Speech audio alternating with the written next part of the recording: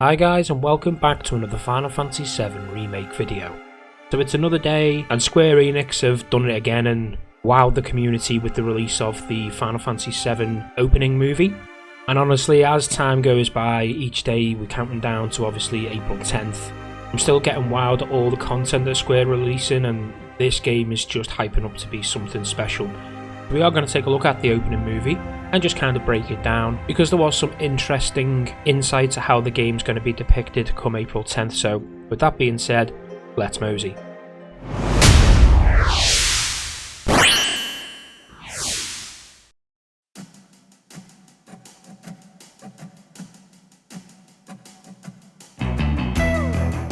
So this video isn't going to be an analysis, so to speak, because let's not over-analyse something that was so gloriously put together.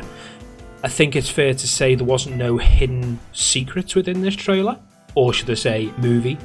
I think it was just a case of sitting back and enjoying the nostalgic feel that Square had put together here. So anyone who played it in '97 got all those feels all over again. And I just want to run over certain areas in the trailer. As I say, I don't want to overanalyze it. There was nothing that, if you didn't look closely, you didn't see, like the last trailer, for instance. So yeah, we're just going to talk about it in a way of like just enjoying and appreciating what they've put together. So the trailer starts off where obviously the Hawk, I think it is, comes soaring through the sky, and it's overlooking a, well, let's just say a depreciated Midgar wastelands. And straight away, I think it's fair to say you can actually see the life of the planet slipping away. You know, it goes over barren lands where you can see there's no grass, no life in the earth. And I think that's the whole concept of the whole movie, to be honest with you. You get that feel that Midgar is just sucking the life dry, taking all the Mako for obviously the energy. And you just get that in little snippets throughout this trailer. You know, you see it when it goes to the part where the kids are playing in the park. You know, there's no grass, it's just barren wasteland, even inside Midgar. And you can see obviously the hustle and bustle of the city. People don't really take care of what is around them. There's litter in the streets, there's dogs eating out of bins.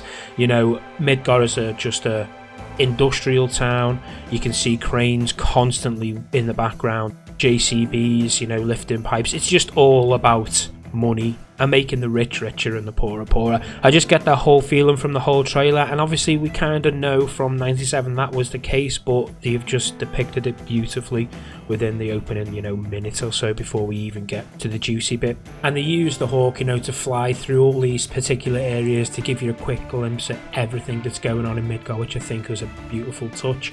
It was a great idea to obviously follow the bird through the city.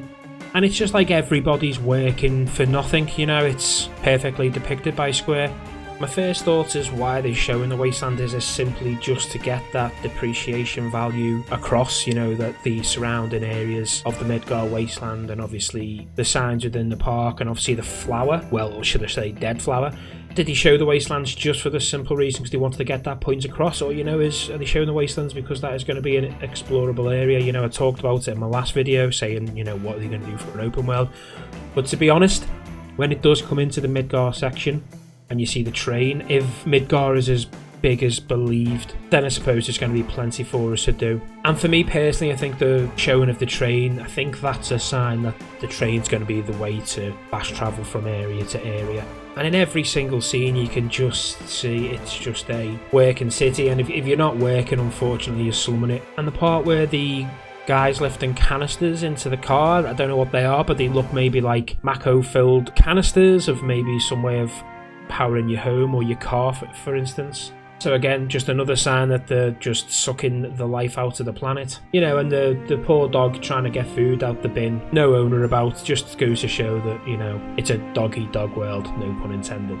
One thing I would say is, though, within the whole trailer, you obviously see a lot of cranes and a lot of, obviously, trucks lifting pipes and, you know, just a busy motorway. It wouldn't surprise me if, as the story progresses, certain parts of the city become more explorable when they obviously finish building certain roads or completing certain jobs. And you basically get the feel that the city is evolving as you evolve through the game. They've depicted Midgar beautifully, you know, well, when I say beautifully, they've depicted exactly how we'd all imagine. And I just wanted to address how beautiful this game is and how I cannot wait for April 10th. And as the trailer moves on from, obviously, you know, that side of the fence, it moves into Aerith. which this part obviously a lot of people will now be very familiar with. It's like Aerith sitting there with the cracked pipe, listening to the planet's core, so to speak, until she's disturbed by the one-winged angel haunting music. And again, it's just beautifully put together. You know, they've added that little segment in there, which is different from the original. And, you know, you can see she totally cares about what's going on around her. And, you know, this is just all little new tweaks, but you get the nostalgic feel. And I think, even though the game's a remake, everyone who's played the original, although it's all new content, can still say they get all those feels from the original back in 97. You know, it's just, when it pans out from Midgar, you can just see how in-depth they have gone with the city as a whole, and as that iconic music hits, it does just really pull at the heartstrings, and I literally cannot wait for April 10th with this game. Let me know down in the comments below how you felt watching the trailer, what you picked up on, if you picked up any of the same things that I did. And also guys, don't forget I am giving away a copy of the remake come April 10th. I think I'm going to run the competition till the end of March. And all you've got to do to be in a chance with winning it is simply subscribe to the channel. You'll find the links down below to all my socials, Twitter, Facebook, Instagram, and I have put together a Discord channel recently as well. So if you'd like to follow me or join any of them communities, the links are down below. And until next time, take care.